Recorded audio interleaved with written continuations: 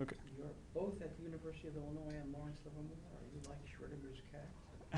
Yeah, so Schrodinger's I guess Ethan. go and get started. So yeah, I'm Ethan Brown. I'm a grad student at the University of Illinois, but for the remainder of my thesis work, I'm at Lawrence Livermore National Laboratory. So at Illinois, David separately is my advisor, and then at Livermore with Jonathan DuBois. And then also a collaborator on this project has been Brian Clark, and he was here part of this week and all last week, and he's at Microsoft Station Q in Santa Barbara. And today, I'm going to talk about path integral Monte Carlo for the homogeneous electron gas. So yesterday, David gave a pretty good overview of path integral Monte Carlo, specifically restricted path integral Monte Carlo, or how we tend to do it for fermions. And so I'm going to spend some time reiterating what he said, but try to minimize that and talk more about what it's like to do a real simulation, what goes into that process. So by the end, we should be familiar with restricted path integrals. OK, so first thing I'm going to do is motivate why we are interested in the finite temperature electron gas, specifically coming from the regime of warm dense matter. And I'm going to define what that is in the next slide.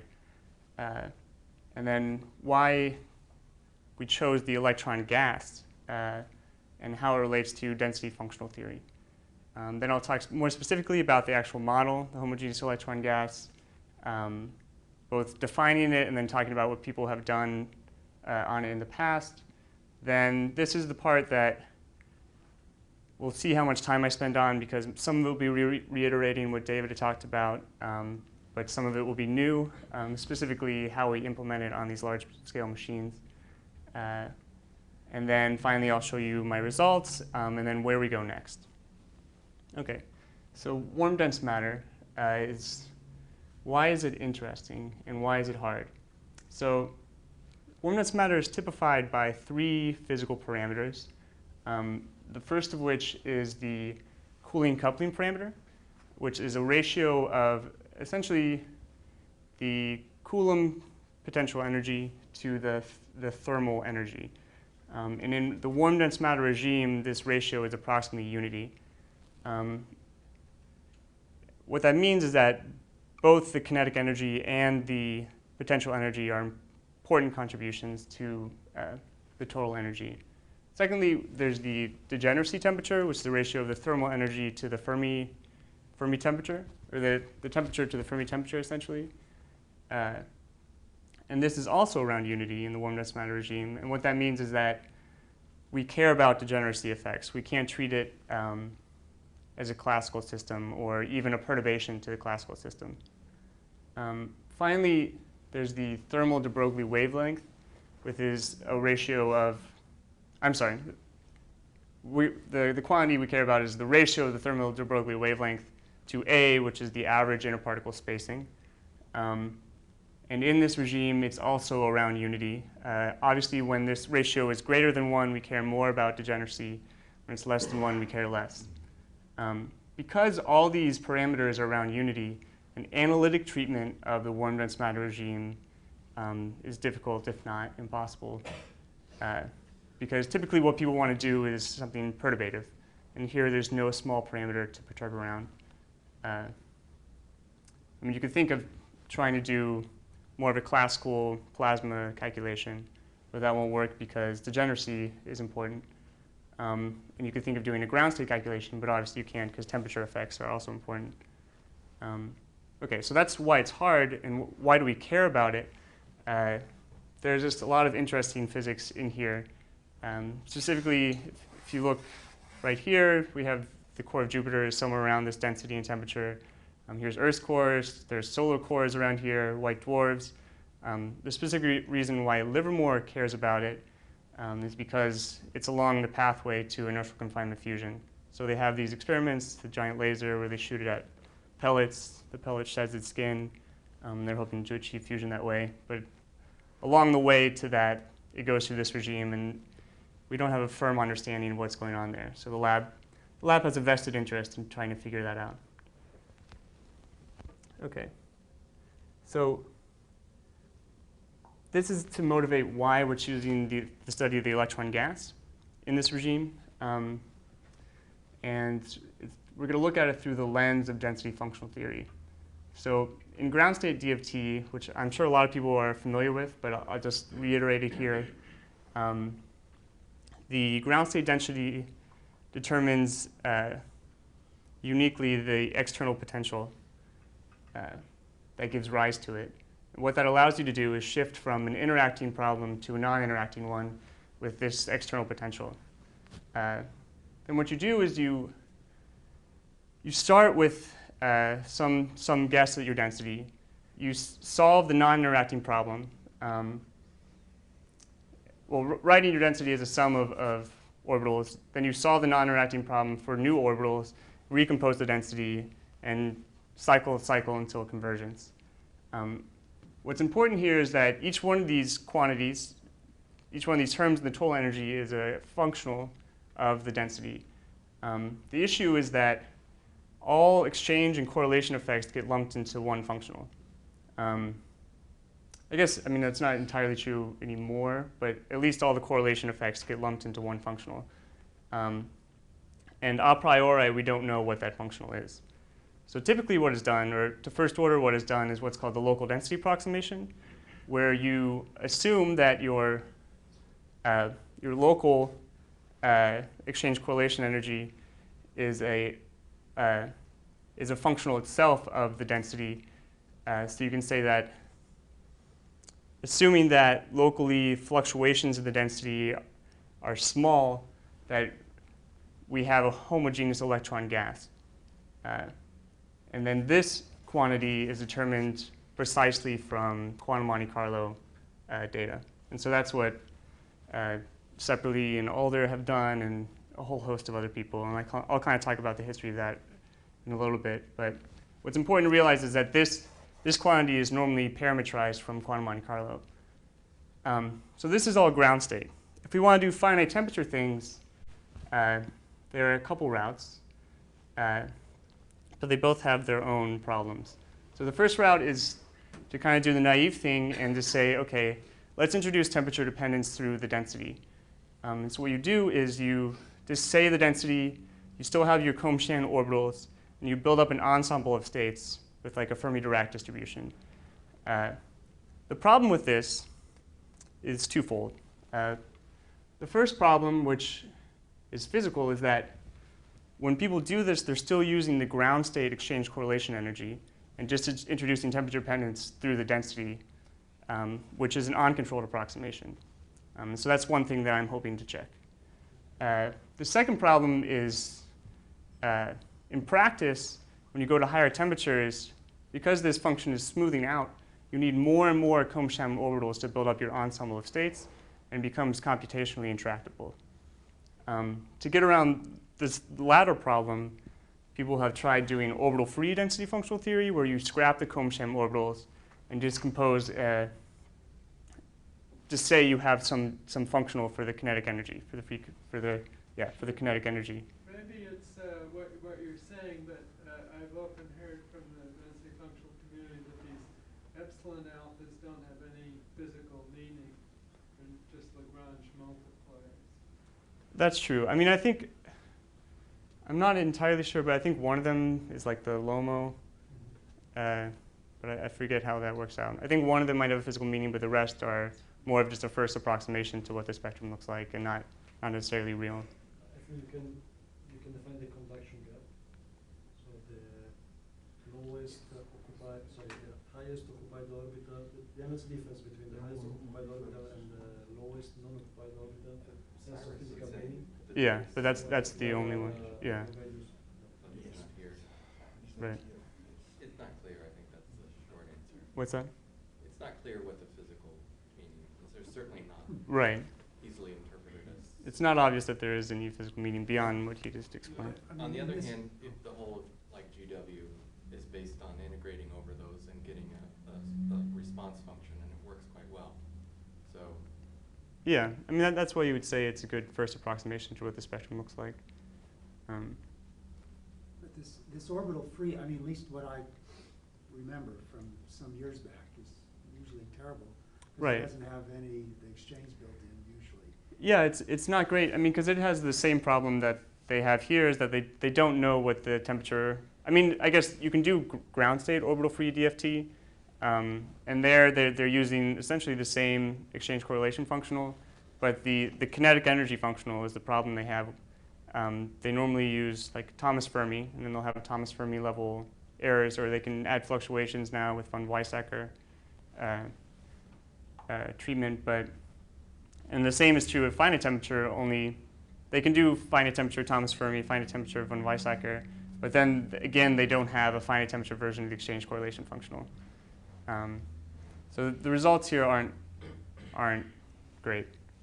And so what our goal is to provide this function here through quantum Monte Carlo, the same way that people did it in the ground state through QMC.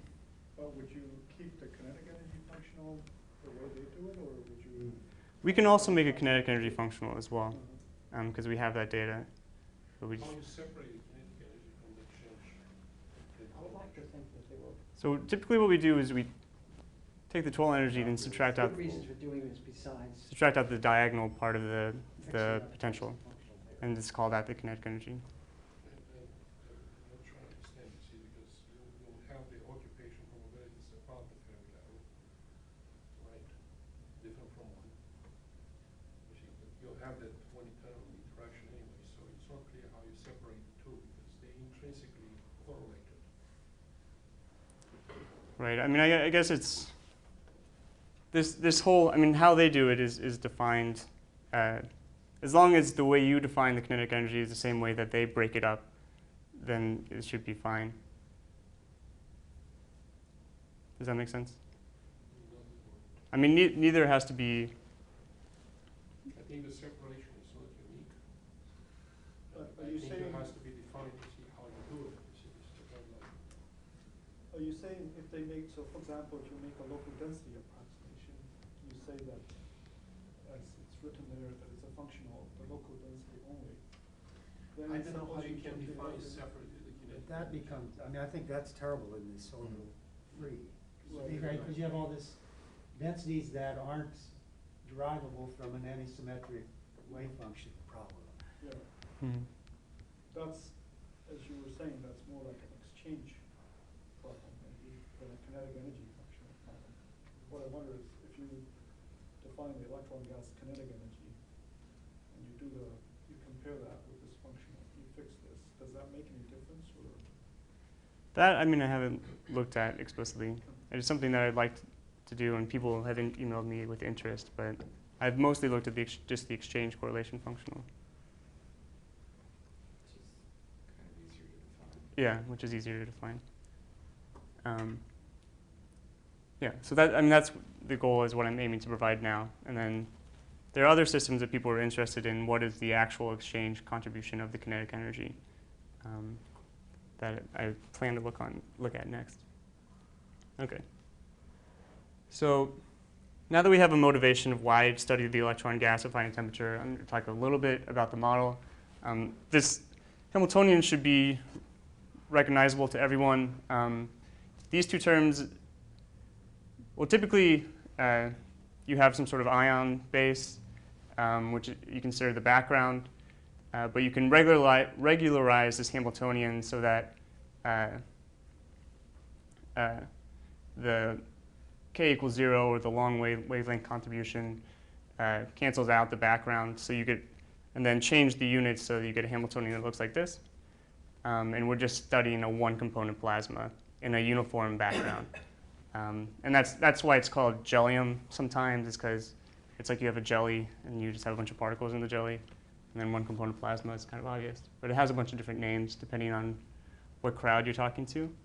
The units we're using, this RS is a scaled Wigner-Seitz radius, where the Wigner-Seitz radius is really just the average interparticle separation, and RS is scaled by the Bohr radius. But what this form allows you to see is that if we take the RS very small limit, this first term will dominate, the kinetic energy dominates, and you get something that's closer to a free gas. And then in the RS goes infinity limit, the potential energy dominates. You can actually get something that crystallizes into Wigner, I guess, predicted that Wigner crystallization. And then in the ground state, they've shown that this actually occurs. I guess at finite temperature too. And just to remind people, so I'm going to be using these quantities throughout, so I just want to remind people what they are in these units. So the cooling coupling parameter is now just the inverse of RST. The degeneracy to temperature is just RS squared T. And the ratio of the thermal de Broglie wavelength to the average interparticle separation is also has an inverse relationship to RS and T. So you need only two. What's that? The third one is the square, the inverse square. Yeah, I mean, you don't need all these units to define the system. It's just, if I speak about one of them, I want you to know what it is. Okay. So what have people done in the past? I'm going to start talking about what people have done classically. So a while ago, people used Debye-Huckel theory to numerically study the one-component plasma. Debye-Huckel theory, it was used for as a base model for electrolytes. But essentially what you can think of it as this kind of a short-range interaction with Gaussian smearing. And so, but it's, if you write it, everything as Gaussians, obviously you can do something analytically. And this is what it predicts for, what I'm plotting here is the exchange correlation energy at finite temperature over the exchange correlation at zero temperature, which is measured. So one, this is the ground state result. This is theta, it's T over TF. So as it goes to zero, this is where it should go. Obviously, Debye-Huckel, which should do well in the very high temperature limit, the classical limit, fails miserably as we lower the temperature. So that was a while ago. Abe added a correction to it, which is just the next order, trying to make the interaction a little longer ranged. Then J.P. Hansen did an actual numerical calculation where he explicitly added the Coulomb interaction through an Ewald potential. I guess people probably know what an Ewald potential is, so I won't go into that. But the point is that he gets a little bit closer to what the ground state result is, but still, since it's a purely classical system, he's not going to get anywhere close. You can start adding quantum mechanical corrections to this through a Wigner-Kirkwood expansion, which is it's a variational expansion in powers of h bar squared. Actually, the first term, all the terms are even powers, the odd powers cancel, which is cool. But the problem is that, like most perturbative expansions, like I was mentioning in the beginning, it's going to fail at a certain point. And when it fails hard. So obviously it dies off. You can go to the next order, which is this blue line here. Maybe it's a little bit further, but then also fails. And then a little bit later, people added the first order exchange correction. And since that's kind of a different perturbative expansion, it fails even earlier. So maybe all three of these lines are essentially correct up to here. But then beyond that, you can't really say anything using semi-classical methods. OK, so let's try the other end. What have people done at zero temperature ground state quantum Monte Carlo? So one of the first results was from David when he was in grad school, right? Using variational. Oh, OK. Using variational quantum Monte Carlo. And that was quickly improved upon with diffusion Monte Carlo by Sepperly and Alder. And that was kind of one of these landmark papers with one of the original results. But since then, a lot of people have improved those results to get better numbers. Ortiz, Harrison, Ballone, Zonelin, students of David, and then Drummond Needs obviously have also made contributions. They've essentially done a fairly good job for 3D mapping out what this phase space is, where these transitions are to the Wigner crystallization phase in RS. At some point in RS, a polarized fluid is expected, and then it transitions into an unpolarized fluid. This little piece is an anti-ferromagnetic phase. is predicted by one of these papers. But at ground state, we have a fairly good idea of where these transitions should occur. At finite temperature, there's been considerably less work, but there is, Jones and separately predicted what this line should be, transitioning from a non-polarized fluid into the Wigner crystal at what temperature with RS. This line, where you get this, where this polarized fluid phase ends, is less known. That you can, I guess, in the same paper they used a Stoner model to try to predict where it should end, which is kind of a simple lattice model for magnetism, but it's not entirely clear. Fortunately, most of my calculations in the warm dense matter regime are over here. So there's been little to no work at finite temperature here, which is surprising, but it's nice because I got to do it. Okay, and so to study this regime, I'll follow history and use numerical path integrals. People have a fairly good idea of what these are since we've had so many talks about them. You have the many-body partition function. You use the convolution property of density matrices to get it from one many-body density matrix to a convolution of m high-temperature density matrices. Then we take this one high-temperature density matrix, split it into a non-interacting part, and this is the potential action part. This is what the non-interacting part looks like. It's just a Gaussian. And then the interaction part is just on equal time slices. Typically what we use for this is a pair action, or the pair product approximation, which David mentioned yesterday, and I'll talk about in the next slide. But the idea is in simulation you have all these paths with beads on them. In between the beads you have springs, because this is like a Gaussian, and then between like time slices you have an interaction. And then obviously we use Metropolis Monte Carlo. So the pair action, for a long-range Coulomb interaction, writing it down is somewhat simple, but actually getting it is a kind of a process. I just want to speak to that process a little bit. So the approximation is we take this average many-body quantity and write it down as a product of averaged two-body quantities, which is an approximation, but it should be good in the dilute limit or the very small time step limit, where straight paths should dominate anyways. And we solve for this exactly. The way we do that is we first split it into a short range and a long range part. This long range part we get through something similar to Ewald summation.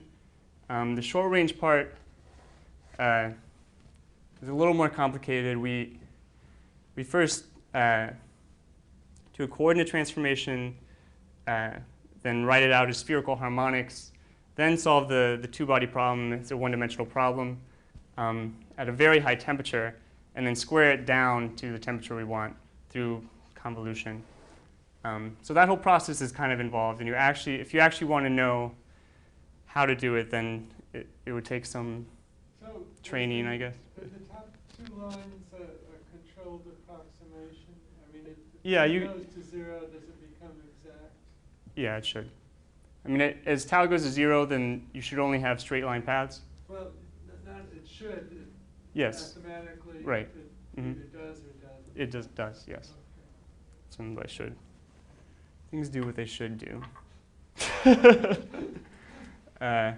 Yeah, and we estimate at the end of the day that this pair product approximation will have a error at the order of tau cubed. And that's something we control in simulation by taking smaller and smaller time steps. Okay, so particle statistics are important, obviously, when you're dealing with fermions. You have the fermion sign problem, which arises from having quantities that have equally nearly identical weights of alternating sign. So your signal-to-noise ratio goes to shit. And the efficiency decreases as this exponential beta n, and then the fermion boson energy gap. What's fortunate at finite temperature is that beta is not infinity. So you can actually do these simulations at a finite and finite beta. And here what I'm showing, it's a little confusing because I made this plot last night. But here is the temperature, and here is the average value of the sign. And the dashed lines are 66 particles. The solid lines are 33 particles. And then as we go up in color, this is decreasing the density. And so what these things obviously correspond to, this is the beta in this equation. The N is the dashed to solid. And then the fermion-boson energy gap comes from the density. The higher the density, the larger this gap. Sorry, remind me, was the x-axis is T over T over the Fermi temperature. the Fermi? So this 10 to the 0, this is 1, this is at the Fermi temperature. So I did these simulations. This is 8 times the Fermi temperature, are fairly easy to converge. I mean, these are actual error bars here. These ones at the Fermi temperature, some of them are easy at the low density. Some of them are very hard, especially as you go to high density, but I was still able to converge them. These ones this is 1/16 the Fermi temperature. These are not real error bars because the error bars are much larger than the size of this box. So essentially none of these will converge. The sign problem is too bad. Ethan, at the recipe 40 at P equals 0, you already have a Wigner crystal or it's still too low? No, okay, that's a good question. Wigner crystallization is somewhere around 100. If you look here, so this is 1 over RS, and this is 0.01. That line has moved back and forth. You're thinking about 3D, 2D. 2D is 40. Yeah, 3D is on the order of 100. Yeah. Yeah, good question though. So I'm pretty firmly in the unpolarized space, so I don't really worry about Wigner crystallization. Okay, but the point is I can do these simulations, and I did. So when I actually do fixed node, I'm able to confirm it, which is important. Okay, and so like I was saying, I do a fixed node simulation. David talked about this as well. You can write down the block equation with an initial condition. You can then replace that initial condition with 0 boundary conditions. And I can prove that, but I don't really think it's necessary. The basic idea is you define some time slice to be a reference slice, and those particle positions define your nodal surface as the place where this density matrix at time t goes to 0. It also defines a quantity called the reach, which is the set of all paths within your nodal surface. And as long as you integrate within this reach, you will get the correct answer. The problem is that this rho f appears on both sides of the equation. There's a self-consistency issue. A priori, we don't know what the right density matrix is. For us, we're going to be using free particle nodes. So just as an example of what they might look like, I have a plot here. This is 3 particles in a 2D harmonic trap, which is a problem we can solve exactly. In the ground state, this is what the nodes look like. They tend to be more straight lines through the particles. I guess I should explain what this is. So the blue particles here are fixed, and the red particle is the thing I'm trying to move. And this line is the node. The shaded region is the allowed region it can move in. And at 0 temperature, the nodes tend to be more straight lines through the particles. At finite temperature, like I said, we're using free particle nodes. And here, this third axis is beta, so this is the inverse temperature. So beta goes to infinity. This should be the low temperature, and this should be the high temperature. And you can see that free particle nodes, this is what free particle nodes look like. The exact nodal structure obviously is the exact extrapolation between the free particle structure and the ground state structure. So you can see here at beta large, you have something that looks exactly like ground state nodes. At beta small, the finite temperature limit, you have something that looks exactly like free particle nodes. And so the game we're playing is using this instead of this. How good is that? Okay. When using restricted paths, there are some considerations you need to make.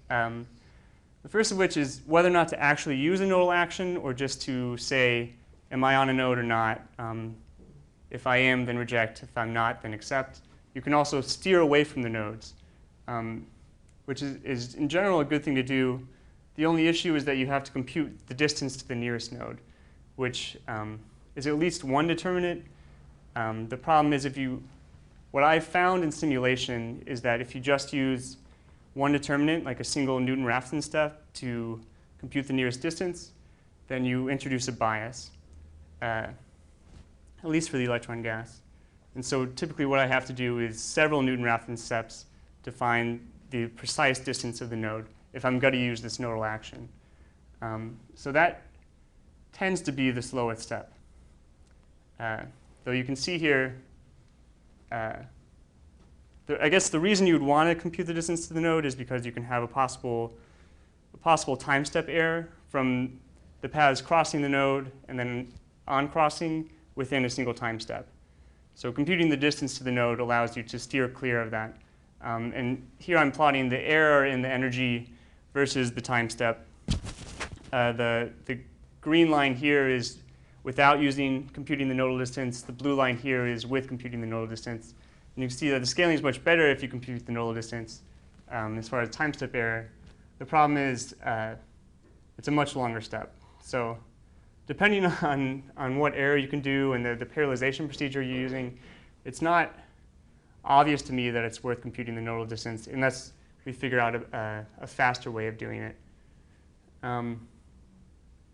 A kind of approximate thing you can do is just use the Pauli surface, which is the distance to the nearest particle, because obviously the nearest particle will lie on a node. The other practical consideration is something that Brian Clark and David both mentioned, which is reference point freezing, which essentially amounts to at very low temperatures you have very long paths.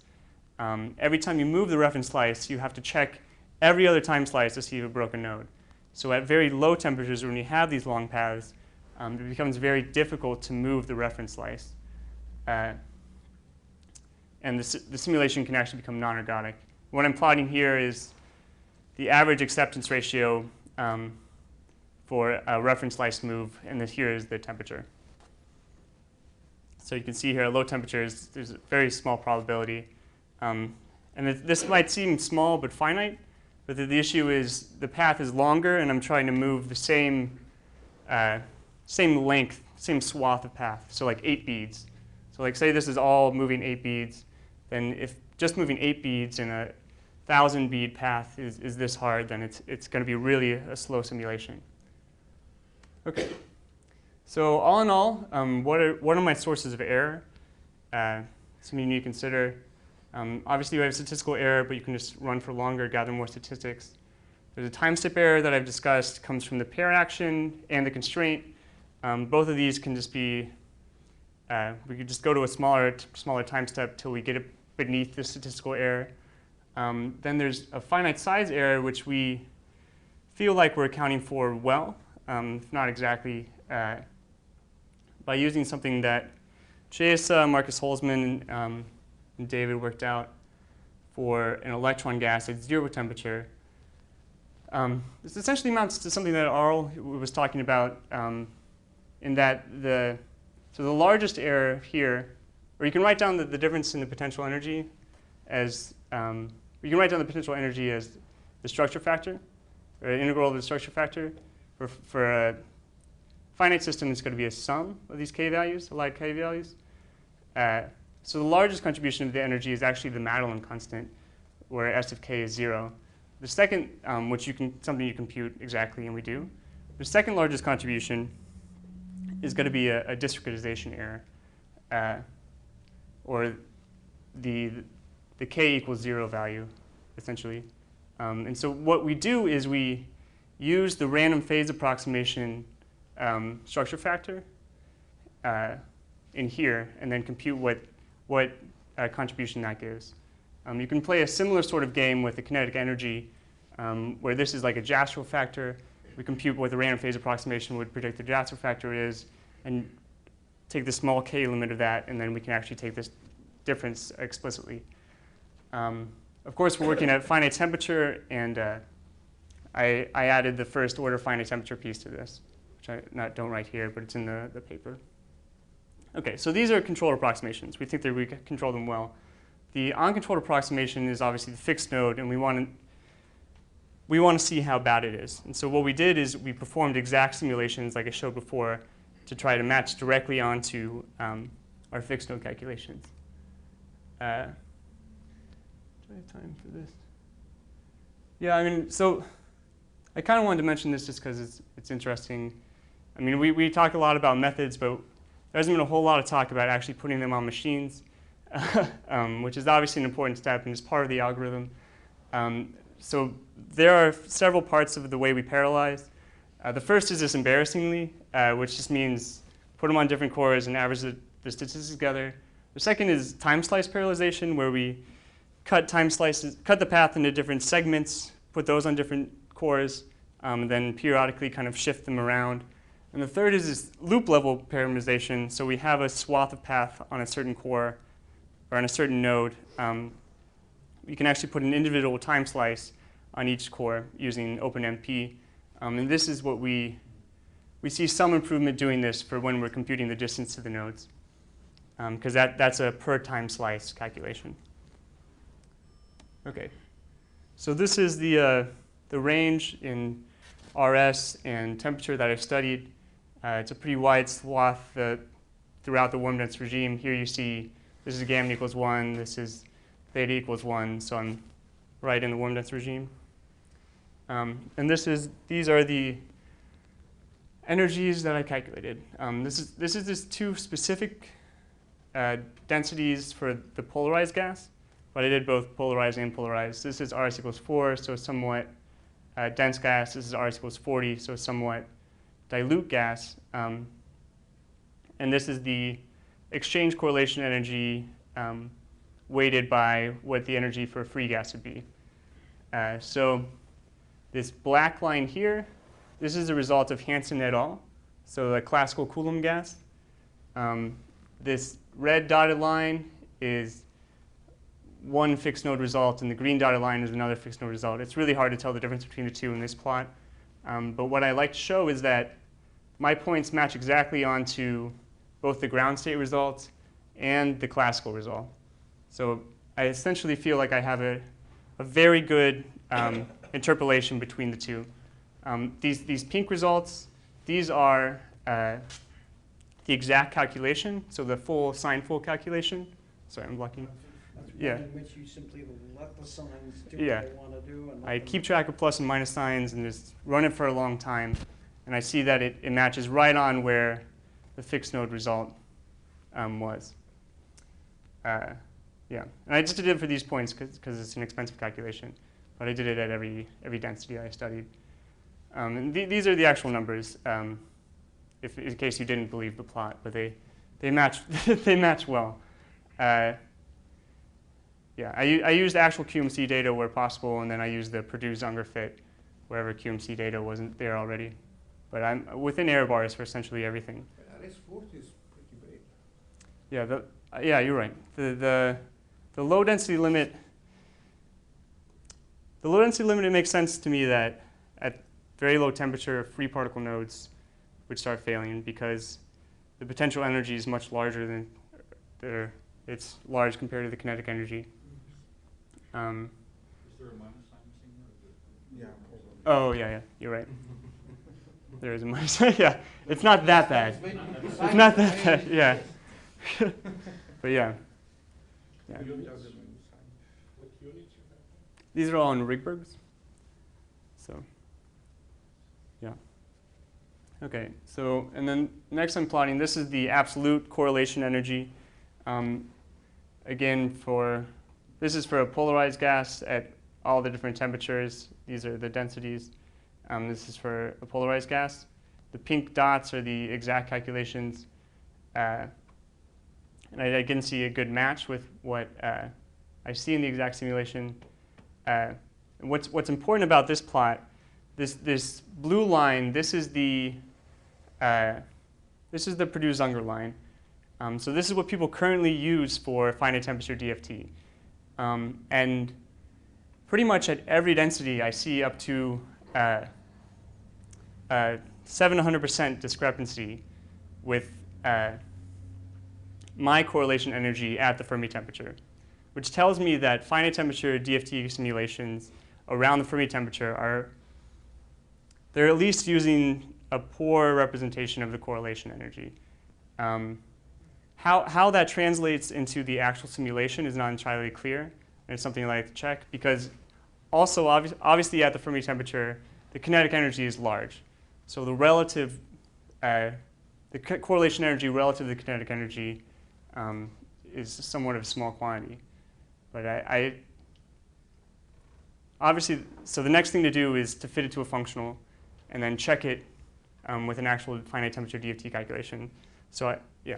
So basically, yeah, to address this question, if you go back to the previous, so could you try to do DFT to try to see, using this exchange part from 0 temperature, put this in the density functional and use the density functional to do finite temperature and compare with Q and C?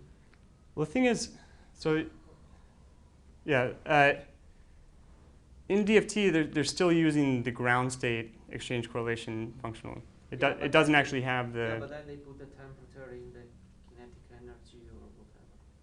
Yeah, but it's here. It's all that the free part is all subtracted out. So this plot, it wouldn't look any different.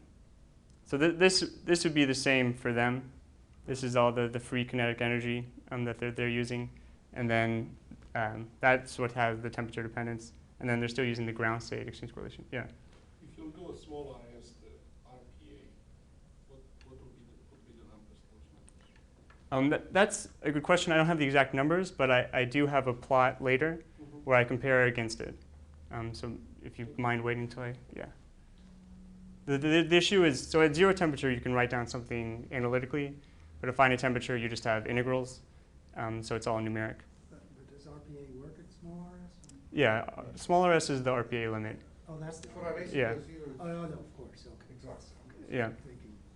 So that's a fact that I use. So I also, I'll kind of try to quickly go through these. I also measure the pair correlation energy, a pair correlation for each point. This first black line, this is the ground state result, and my result is converging onto it. The higher one, this is the Debye-Huckel limit, and I'm also converging onto that.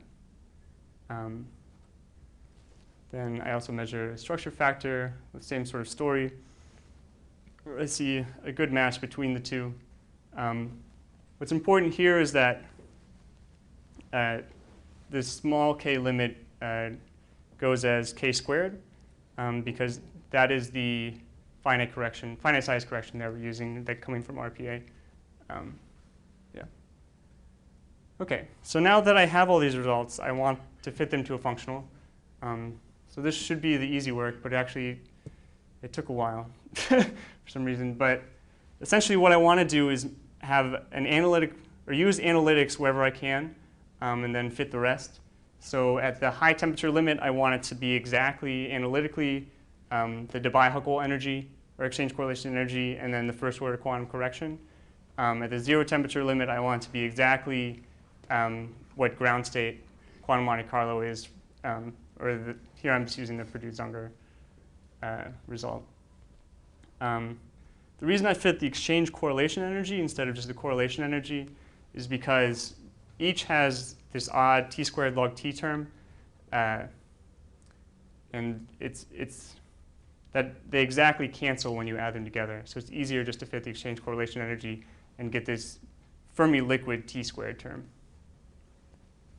So this is the actual form of the fit. It's not so important what it looks like, but it has 24 parameters, 6 constraints, so there are 18 free parameters.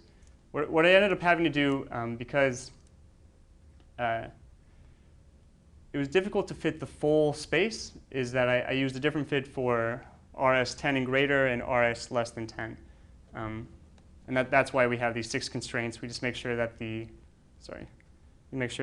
derivative and the function are continuous across that boundary. So here is a plot of RFit, which is this green dashed line our data, which is the blue dots, and then some other previous attempts at a finite temperature exchange correlation functional.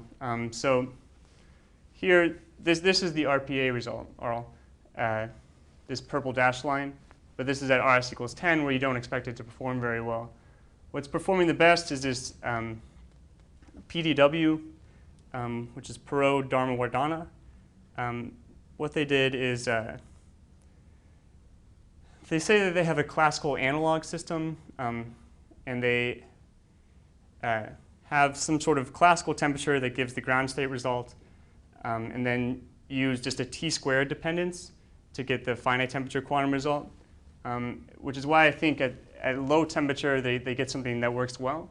But as the temperature goes up, especially where I see the largest deviation from the ground state correlation energy, around the Fermi temperature, they miss it pretty horribly, and then everything obviously converges back to the classical limit. Here's the Bi-Huckel, and here is J.P. Hansen. Is there any meaning in those peaks? These peaks? I mean, to me, it makes sense that you will have a lot of correlation energy at the Fermi temperature. And so this is at the Fermi temperature. Yeah. It has a lot to do with what you're subtracting to get that. Yeah, I mean, the exchange correlation functional itself is a somewhat arbitrary object, so it. No, okay, no. Yeah. Yes. Yeah. And then obviously it goes to 0. Yeah. What you call RPA here, it's only the bubble diagram, so you have the exchange too. I think it's just the bubble diagrams, like the typical. So it's the screening. No, well, actually, this is the STLS.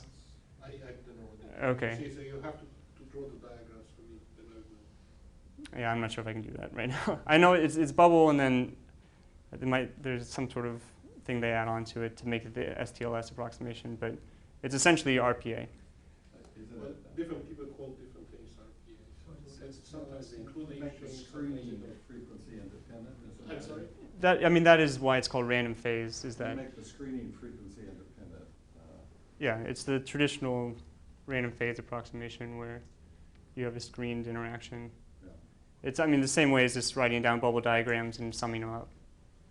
This RPA plus is STLS, which is a little bit different. It should be a little bit better answer, I guess, but I'm not exactly sure. Yeah. Okay. So this is a higher density. Again, my points are the blue dots. The green dashed line is our fit. And you can see here that the RPA result does much better at high density. Okay. So, right. So the simulation, that was one result, and now I have the fit. The next step is then to test it with a real system. Use this functional, test it against the way people normally do finite temperature DFT, which is through the Mermin equations or orbital free, and just see if there's a difference. If there is, I think that's an important result. Something we'd also like to do, even though in this regime free particle nodes work well, more generally we would like to be able to variationally improve them. And David had mentioned that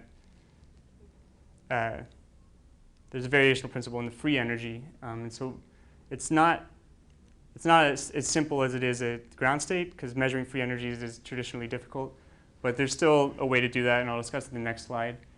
So we'd like to experiment with different nodal structures, including backflow, maybe just some other generalized models. There are other variational principles at finite temperature than free energy. As in? Just different free energies, or? No, go ahead. Okay. Right, and so then finally I'd also like to try to go to higher densities, RS less than 1. The reason we couldn't do that here is because we hit this reference point freezing. At higher density you need longer paths to describe the system, and it gets harder to move. So we might need some algorithmic improvements, maybe some of the ones that Brian was talking about in his talk last week. Then I mentioned this, but I think I've learned the answer. Like, 'cause I wanted an analytic form to match onto at small rs for my functional, but it doesn't seem to exist. I think it's all numeric integrals that you can do. And the fact that the numerics are matching well, that's going to have to be good enough for now. Okay, so I'll just take a second and talk about the free energy minimization. This has actually been tried. Jonathan has done some of this for lithium hydride. The basic idea is that, say you have two nodal models, A and B, you can literally just have a way to sample between those two models, measure the amount of time you spend in both model, take that ratio, and that should be the ratio of the partition functions. From that, you can get a difference in free energy, and that'll tell you which one is favorable for the free energy. And what's cool, yeah. Someone say something? Okay, what's cool is that we can actually see, for a given model, macroscopic differences in the average occupation time of each model. So this is 7 different models. A couple of them are better than the rest. So that's what we would call optimized nodes. And then when you actually look at a real observable and compare free particle nodes versus optimized nodes, you can see large differences, especially at low temperature here. So for the electron gas, it's hard to know how much of a difference it would make just because free particle nodes seem to be doing so well. But for real systems such as lithium hydride, it seems to make a big difference.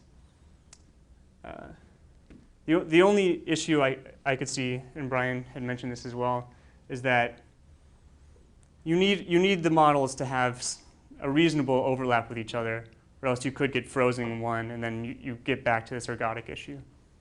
But hopefully, we'll see how that happens and experiment with it. Okay, so I think I'll just end. I'd like to thank my advisor, David, lab advisor, Jonathan, my collaborators, Brian Clark, Marcus Holzman, and then pretty much the entire David Separately group have been useful for me. Okay.